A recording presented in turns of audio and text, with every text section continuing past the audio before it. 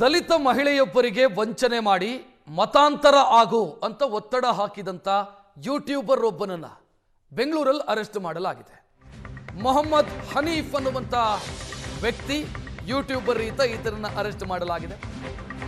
BTM ಲೇಔಟ್ನ ಮಹಿಳೆಯೊಬ್ಬರು ಈತನ ವಿರುದ್ಧ ಕೇಸು ಕೊಟ್ಟಿದ್ರು.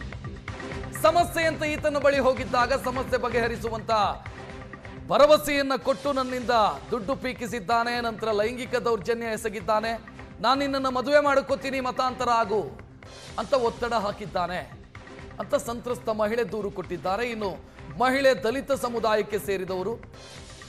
ದಲಿತ ದೌರ್ಜನ್ಯ ತಡೆ ಕಾಯ್ದೆಯ ಅನ್ವಯ ಕೇಸು ದಾಖಲಾಗಿದೆ ಮತ್ತು ವಂಚನೆಯ ಕೇಸುಗಳ ಅನ್ವಯ ಕೇಸು ದಾಖಲಾಗಿದೆ. ಸದ್ಯ ಈತರನ್ನ ಅರೆಸ್ಟ್ ಮಾಡಲಾಗಿದೆ. 2018ರಲ್ಲಿ ಗಂಡನಿಂದ ದೂರ ಆಗಿದ್ರು ಈ ಸಂತ್ರಸ್ತ ಮಹಿಳೆ. ಅವ್ರದ್ದೊಂದು ಕೇಸ್ ಇತ್ತು, ಅವರ ಗಂಡ ಏನೋ ಶಾಲೆ ಮಾರಾಟ ಮಾಡ್ತಿದ್ದಾರೆ ಅಂತ, ಅದಕ್ಕೆ ನೆರವು ಕೊಡಿ ಅಂತ ಈ ಹನೀಫ್ ಎಂಬಾತನನ್ನು ಸಂಪರ್ಕಿಸಿದ.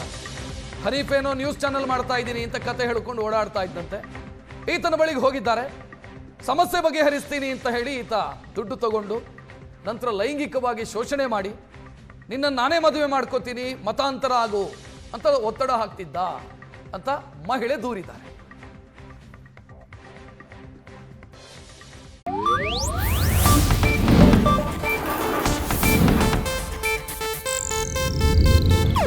ಇದು ಏಷ್ಯಾನೆಟ್ ನ್ಯೂಸ್ ನೆಟ್ವರ್ಕ್ ಪ್ರಸ್ತುತಿ.